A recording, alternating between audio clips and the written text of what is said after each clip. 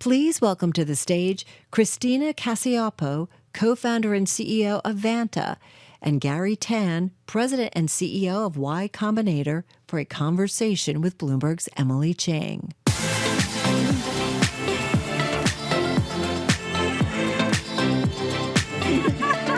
Closer. All right, we're about to spice it up a little, guys. So when I went to YC and Garry, and I said, oh, I want to do this panel with Garry and like one up-and-coming YC founder, like you can only pick one. I know there's like a lot of people to pick. And they were all like, hands down, you have to have Christina. So Christina, thank you for being here. Thanks so much for having me. Why don't we just start by you introducing yourself and Vanta and your mission to secure the internet and protect consumer data. Absolutely. So Christina Cacioppo founded Vanta about 6 or 7 years ago, was fortunate enough to go through YC in the winter 2018 batch when everything was in person in Mountain View.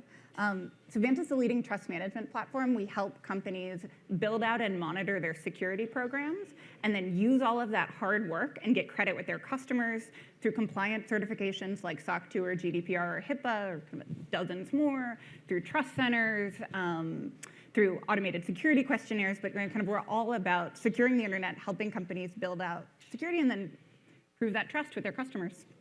So Garry, you have this whole thing about big tech and little tech. Describe the environment for little tech right now. Is the correction over? Is there still a lot of pain? Like, where are we in the cycle? Oh gosh, I think we're in the middle of the craziest battle for little tech versus big tech, and sort of comes back to whether or not open source AI models are going to be allowed to thrive. Because we, at YC, we really believe, hey, it's really important for more competition to allow sort of 1,000 flowers to bloom when it comes to startups being able to create their own AI, to be able to fine-tune their own AI, to take this very powerful technology that we're all really thankful for, but to be able to have that really of your own. Like, it would be a bad scenario if we ended up having even a small oligopoly of companies that were somehow like government mandated. These are the only AIs that are allowed. Like, I actually think that would stanch what could be hopefully billions of dollars worth of companies coming out that really need the access to the underlying AI data structures. The question is, how open should we be, though? We've been having this debate on stage all day long, like Meta and Llama. Is that giving China an advantage? Reid Hoffman, Vinod Khosla think yes, like we shouldn't be giving China that advantage. Well, some of the things about these models is that literally, you could walk out with a little cassette tape, something that looks tiny, that contains all the weights and models, right? So, whether it's open or not, like when you're talking about some of these state actors, they're going to try and get these things. It's just it's in a different scenario, right? No one's saying that there is no safety concern whatsoever. Some of it is right now in the halls of DC and in Sacramento, people are trying to put together laws that don't quite make sense yet. They sort of still live in the realm of sci-fi, and the real danger is we will actually stop a bunch of startups from ever having a chance of competing out there. And I don't know about you, but I really don't think that the world needs more trillion-dollar companies on its own. Like, I would like more of those, certainly. But what I personally really want to see is thousands more billion-dollar companies, and that's really what we're hoping to preserve. So, Christina, how do you, as a startup, turn AI into an opportunity and not a threat? Because right now it's a threat and an opportunity. Yeah, and we see this across our customer base. And that's true of the companies like in a YC batch that are like 2 founders, all the way up to an Atlassian. And everyone's kind of trying to figure out both how to use AI in their product, and then once they have that, there's this whole other challenge of trying to convince your customers that you're not going to go use AI to do something even inadvertently malicious, let alone actually malicious. I just got back from spending 2 weeks in Europe and like talking to folks there, like ZoomInfo, and they're just trying to figure out, like, there seems to be this oncoming wave of regulation that's like not settled yet, but like something's probably going to come out of that, whether it's here or in Europe. And they're just trying to, these models are kind of black boxes. Like, how do I say, here's the data I used, here's what I didn't, here's how I've trained? It's really hard. And I think customers just up and down of all sizes are struggling with that. Garry, YC is choosing its summer batch right now. Like, how many of these companies aren't AI companies? I mean, are they all AI companies? There are quite a few amazing hard tech companies. There's companies that are kind of classic marketplaces and classic SaaS software, but I think the reality is 70% of those companies are AI based. About 30% might not have it yet, but we actually think that the ability for computers to actually reason, kind of like a human, it's one of the most important things that has been happening. Obviously, that's why we've been talking about this absolutely all day, right? Right. The wild thing that we're seeing is that if the entire YC batch of 280 companies were, one startup, it went into the YC batch in January making about $6 million ARR. And I believe it was making more than 30 million by the end of that. So over a course of 3 or 4 months. So as a startup in aggregate, that's pretty wild to be able to have that kind of revenue growth literally in 4 months. And a lot of it is on the back of being able to make these golden demos that sort of do things that are relatively magical. And they're doing it in really 1,000 different fields. And is the money being poured into AI right now smart money? Or is it dumb money? Is there some of both? Well, we'll find out in 5 or 10 years, right? I think there's two schools of thought. Earlier in January, a lot of people said, these wrapper companies, the reality is like maybe none of them will make any money because all of the smarts are going to be in the foundational models.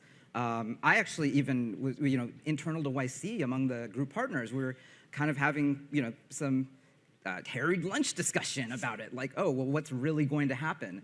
And I think as the year has progressed, one of the coolest things is, Llama 2, Llama 3 came out. That actually really does democratize access to a lot of these things, and that's a powerful and really good force as far as we're concerned. At the same time, what we're finding is that, the companies are actually out there building real revenue, and I think that that's what you're seeing with your AI product as well. Like, both Vanta can do AI compliance, but also you're using a lot of the core technology to make the golden demos yourself and supercharge your revenue. So, Christina, what's hype and what's reality in all of this? I think some of both, definitely. The capabilities, and what we've seen just even building with AI internally at Vanta, the capabilities are real, but if you're just kind of using one of the foundation models off the shelf, you can maybe pull off the demo. You can't really pull off a great product experience. And so what we're finding is there's a bunch of training and fine-tuning and working with data in your organization, not necessarily customer data in our case, but like there's actually just a bunch of work to take probably what is kind of 65% to 85, 90%. And I will say with these, like in the reality sense, you can go 0 to 65 just like in kind of 2 minutes. And that is absurdly impressive. And I think that talks to the demos. But to really do something that's like really driving value for customers and what you're doing, that can kind of take like weeks of like effort and iteration and improvement there. We've been talking about like Google and Microsoft and Meta and OpenAI. I think it's more of an incumbent now, right, than a challenger. Apple just released this iPad ad that's getting like torn to shreds. Garry, which of the big tech players are most likely to be disrupted by a new challenger? Oh gosh, I mean, it's hard to look at anyone except Google and say, hey, what's going on over there? They came up with the transformer models. So on the other hand, like, I have access to the same thing you guys, same Twitter feed you guys have. So, it's very heartening that, founders like Sergey Brin are back, and they're, I hear they're coding many hours a day, and that's actually a very good thing. I'd actually asked Sundar Pichai about that on the circuit. I saw that. That they're looking at loss curves in back rooms, and that's like one of his favorite parts of the day. Christina, you guys are based in Hayes Valley, or Cerebral Valley, as it's been called now. Yes. Where do you think startups need to be to really have the best chance of success? Is it still the Bay Area? It's funny. So I moved back to the Bay Area 10 years ago to start a startup because I thought you had to be here. And I think, of course, I think this now given my life choices, but like I thought you had to be here, and I think you did. One of the really interesting things during the pandemic we saw in our recruiting was all of the really great undergrad, like coming out of undergrad, like new grad engineers who'd been moving to San Francisco and driving up house prices for us all, or like rental prices for years, were going to New York City. And it was like 2021, 2022, like everyone was going to New York. And I knew the moment they were like, oh, shoot, like, you know, it's like I was kind of part of the New York Tech scene 15 years ago, and we sort of dreamed of this, but it like happened. I think now, actually, for the new, like the folks coming into Vanta after graduating, they're moving to San Francisco. We have offices in both places, but like it does feel like the AI boom, the cerebral valleyness is real, hype aside, and we're seeing, again, the like really bright new grads wanting to start their careers in San Francisco again. Gary, you said San Francisco is back. Is San Francisco like back? Like, are we good? I mean, Emily, we're just getting started, okay? But more seriously, I mean, I think that ultimately it's what you said. You know, young technical engineers, product people, designers, they want to be here, and then you kind of have to be here, whether it's, you know, where it's Cerebral Valley in Hayes Valley, or right here in Dogpatch, where OpenAI and Anthropic are. And you all. And we're here, like, just 3 blocks away from where we're at right now. So does that mean like no Miami, no Boston, no Austin? Much love to all my friends in Miami and all everywhere Great lifestyle. else. Yeah. Market cap out of Miami companies is not what we were promised. Yeah. Seems like. But I think if you want to make something go from 0 to 1, you want to be where all the other builders actually are. And if you walk around in the cafes, I mean, people are talking about retrieval augmented generation. I guarantee you that's not happening in a Miami cafe. Yeah.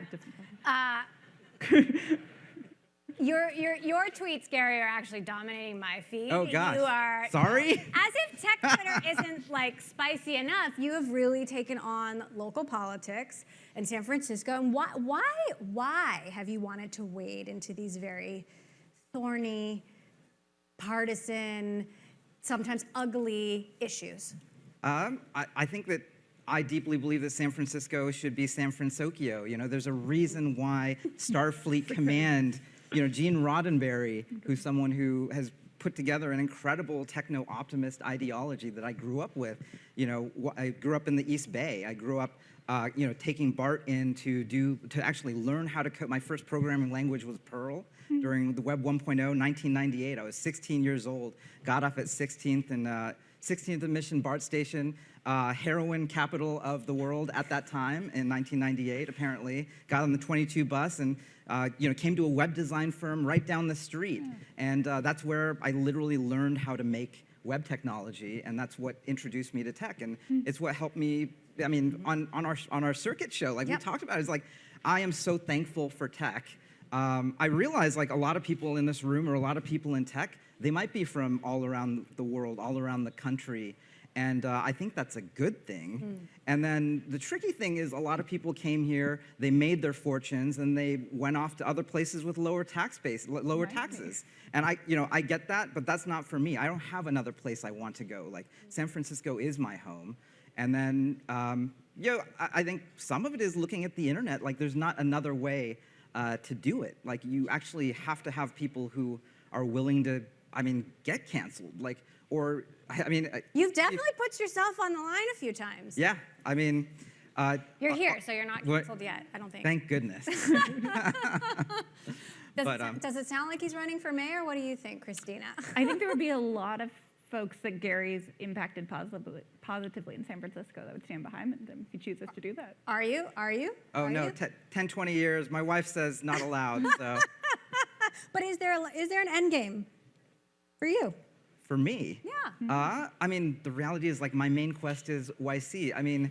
The wild thing is, even getting to see your story is so awesome. Like, coming to a city with an idea, meeting all the other people that, you have know-how, you have talent, you have capital. We're all in this one place. We teach each other how to do it here. Like the chance of becoming a unicorn for a YC company is more than 2x if you stay in San Francisco. And we tell that to the companies when they graduate now. It's that significant. And so that's why San Francisco is very important to fight over, because, why should we leave when they're the ones who suck?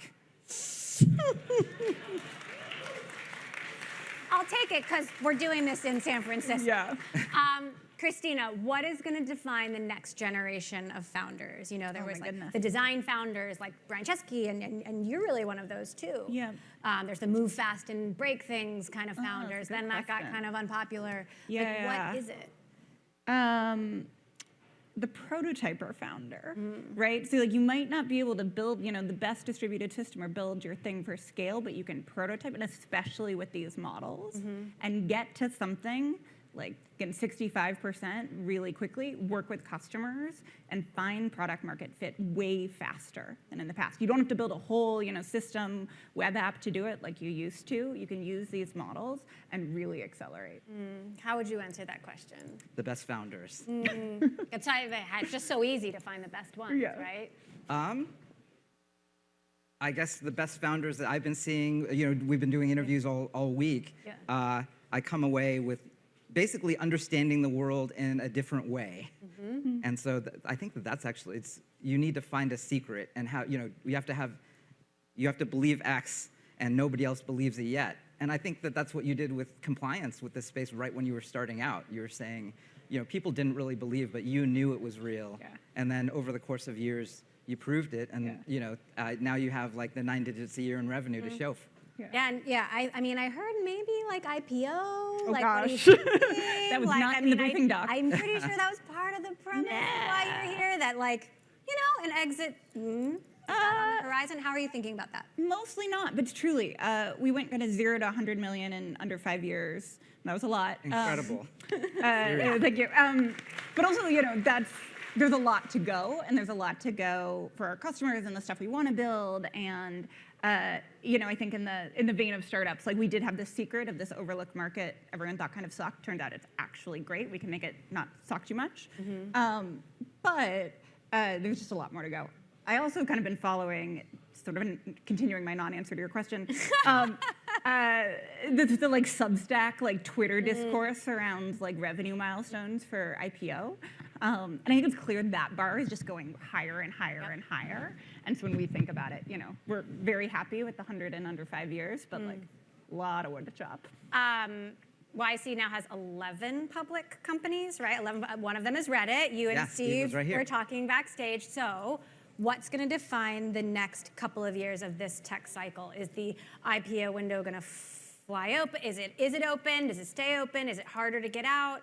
Like, how would you? What are you expecting the next 2 years? Honestly, I would go to finance Twitter to find out. Let's see what Jerome Powell feels like this morning. All I know is that whether it's a good time or a bad time, people are starting brand new companies from nothing, and they're able to do what you did. And YC is one of those places where that's happening more and more. And I think that the more we do that, actually, that creates a lot of prosperity for not just San Francisco, but America, for the world. And I think that that's really exciting. Like, you need a place that is welcoming to immigrants, where you can actually raise kids and send them to the best possible public schools, right? And in order to do that, you actually have to have enough housing. If we have all of those things, then more prosperity in the world will happen. And that's really awesome. That's what we need, actually. Well, here's to prosperity. Thank you. Thanks. Garry Tan, Christina Cacioppo, so appreciate you both being here today. Thank you so much. And not such.